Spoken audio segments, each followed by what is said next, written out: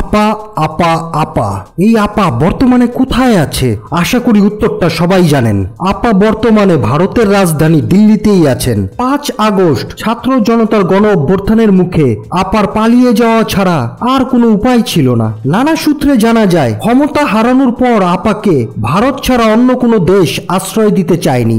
আশ্রয় দেওয়ার 6 মাস পেরিয়ে গেলেও আপা ইস্যুতে ভারত এখনো সন্দিহান। তবে বিভিন্ন সময় আপার কিছু ফোন রেকর্ড সামনে আসে, যেমন আপার চট করে দেশে ঢুকে যাওয়ার খবর এবং কিছুদিন আগে আপা লাইভে এসে বক্তব্য দেওয়ার পর আপার বাবার বাড়ি বাংলাদেশের জনগণ বুলডোজার দিয়ে গুড়িয়ে দেওয়ার পর এখন ভারতও আপাকে নিয়ে সমস্যায় পড়েছে।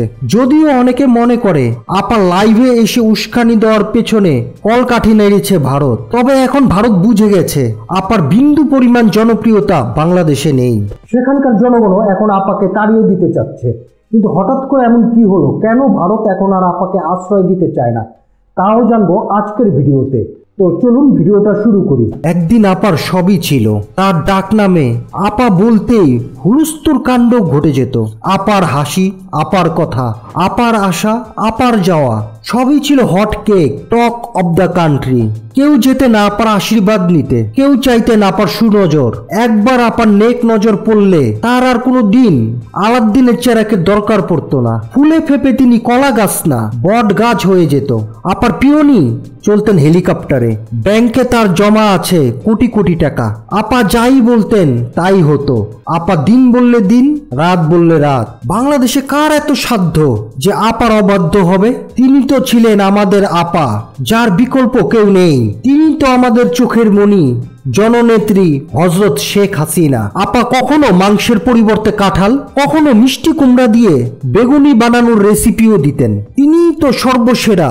সচিবালয় থেকে সংসদ, সংবাদ থেকে সওদাগরের দোকান, সবখানেই ছিল আপার একক আধিপত্য।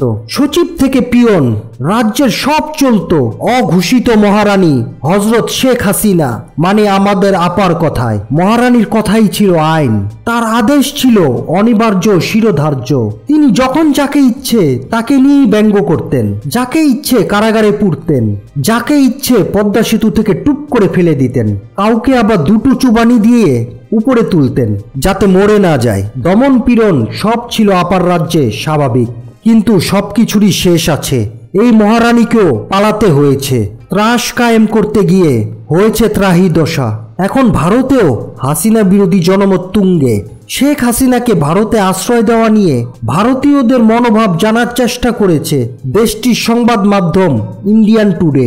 এই সংবাদ মাধ্যমটি চলিত ফেব্রুয়ারিতে উত্তর পূর্বাঞ্চলীয় 8টি রাজ্যের নাগরিকদের মধ্যে একটি ব্যতিক্রম ধর্মীয় মতামত জরিপ চালায়। জরিপের ফলাফল ভেরিফাই ফেসবুক পেজে প্রকাশ করেছে ইন্ডিয়ান টুডে অ্যানয়, যেখানে জানতে চাওয়া হয় বাংলাদেশের প্রধানমন্ত্রী শেখ হাসিনাকে ভারতের আশ্রয় দেওয়ার ব্যাপারে আপনার মতামত কি। জরিপে 3টি প্রধান অপশনে মতামত দিয়েছে নাগরিকরা। দেখা গেছে তিনি ভারতের মিত্র, তাকে আশ্রয় দেওয়া কি ঠিক আছে? এই পক্ষে ভোট দিয়েছে মাত্র 23% উত্তরদাতা, আর বিপক্ষে ভোট দিয়েছে 37.6% উত্তরদাতা।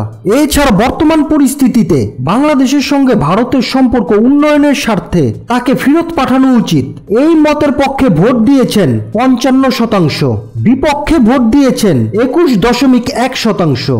তাকে বাংলাদেশে ফেরত পাঠানো উচিত নয়, বরং অন্য দেশে চলে যেতে বলা যেতে পারে, এই মতের পক্ষে ভোট দিয়েছেন 16%, বিপক্ষে মত দিয়েছেন 29.1%। সব মিলিয়ে ভারতেও দিন দিন হাসিনা বিরোধী জনমত তৈরি হয়েছে। তাই তো তাকে আজ অনায়াসে বলা গুড বাই আপা।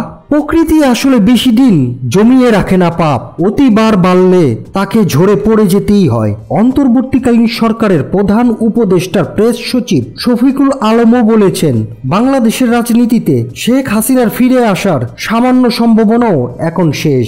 তিনি শেখ হাসিনাকে উদ্দেশ্য করে বলেন, সরি আপা, it is over. Shafiqul Alam আরও বলেছেন অবশেষে জাতিসংঘের প্রতিবেদন প্রকাশিত হয়েছে, যা শেখ হাসিনার নেতৃত্বের উপর চূড়ান্ত আঘাত এনেছে।